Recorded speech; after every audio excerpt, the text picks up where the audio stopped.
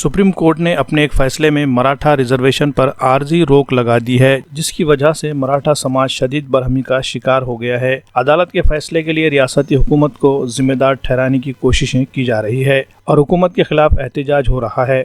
अशोक चौहान ने मराठा तंजीमों की जानिब से हो रहे शदीद एहतजाज को देखते हुए इस पूरे मसले पर हुकूमत का मौक़िफ़ वाज़ेह करने के लिए आज एक प्रेस कॉन्फ्रेंस का इनेकाद किया। प्रेस कॉन्फ्रेंस में उन्होंने मीडिया नुमाइंदों से बात करते हुए इस बात को वाज़ेह करने की कोशिश की कि मराठा रिजर्वेशन के मसले पर रियासती हुकूमत बहुत ज़्यादा संजीदा है और वो इस मसले पर मुअस्सर कानूनी लड़ाई लड़ रही है। हुकूमत के अलावा अलग अलग मराठा तंजीमों के तकरीबन 19 वकला और हुकूमत की तरफ से 5, इस तरह से 24 वकला की टीम सुप्रीम कोर्ट में पैरवी कर रही है। मराठा रिजर्वेशन पर सुप्रीम कोर्ट में जो आर्जी तौर पर रोक लगाई गई है, इसके बाद हुकूमत के पास 3 रास्ते बचे हैं। पहला रास्ता सुप्रीम कोर्ट के उसी बेंच के पास रिव्यू पिटीशन दाखिल करना है जिसने मराठा रिजर्वेशन पर आर्जी रोक लगाने का फैसला दिया। दूसरा रास्ता आईनी बेंच के क़याम तक इंतजार किया जाए और आईनी बेंच के सामने ये मुतालबा किया जाए कि मराठा रिजर्वेशन पर जो आर्जी रोक लगाई गई है वो हटा दी जाए। तीसरा रास्ता मराठा रिजर्वेशन के लिए असम्बली में एक नया ऑर्डिनेंस लाने का है। इन तीनों में से कौन सा रास्ता अपनाया जाएगा,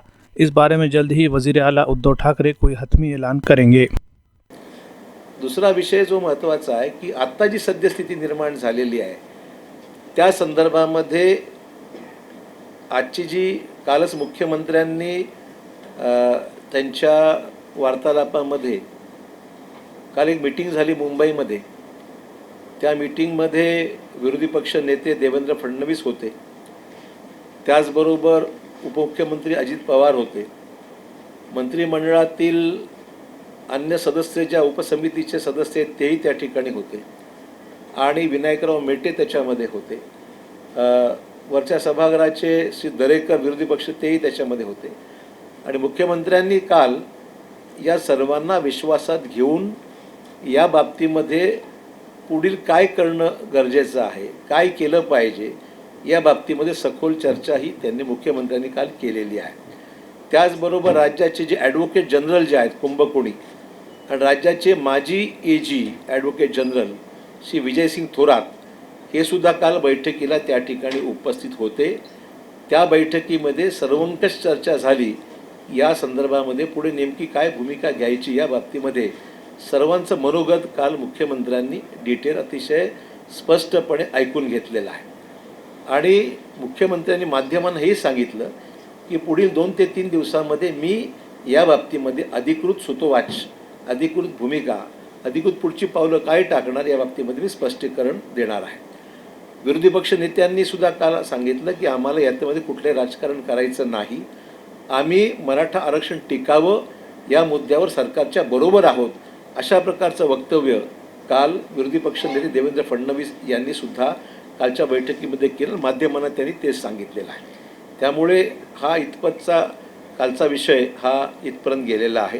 चर्चा डिटेल चालली, पण सारांशमध्ये ही एकंदरीत चर्चा ही काल झालेली आहे। मुद्दाम सांगितलं पाहिजे की सरकारच्या वतीने जी मागे टीम होती, म्हणजे जे विधितज्ञ होते, त्याच्यामध्ये सरकारच्या वतीने मुकुल रोहतगी वरिष्ठ विधितज्ञ आहेत, परमजीत सिंग पटवालिया हे पण सीनियर काउन्सिल आहेत, विजयसिंग थोरात हे विशेष अधिवक्ता आहेत, राहुल चिटणीस हे सरकारी वकील आहेत, सचिन पाटील म्हणजे जवळपास 5 काउन्सिल्स त्या ठिकाणी सरकारने लावले आणि जे इंटरव्हिनर आहेत की ज्यांनी हस्तक्षेप याचिका याच्यामध्ये समर्थनार्थ दाखल केलेल्या आहेत, त्याच्यामध्ये कपिल सिब्बल त्यांच्या वतीने अपियर झाले, अभिषेक मनु सिंघवी त्याच्यावरून अपियर झाले, PS नरसिंह हे ते अपियर झाले, चंद्र उदय सिंग अपियर झाले, रफिक दादा अपियर झाले, विजय नवरे अपियर झाले,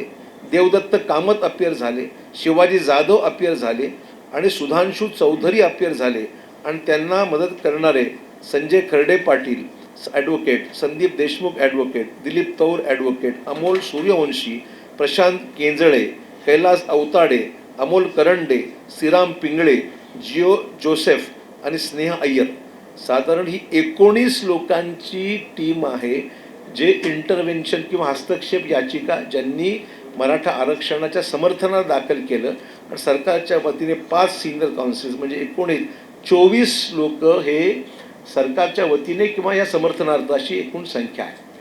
आणि याच्यामध्ये सरकारने अतिशय व्यवस्थितपणे आपली बाजू त्या ठिकाणी मांडली.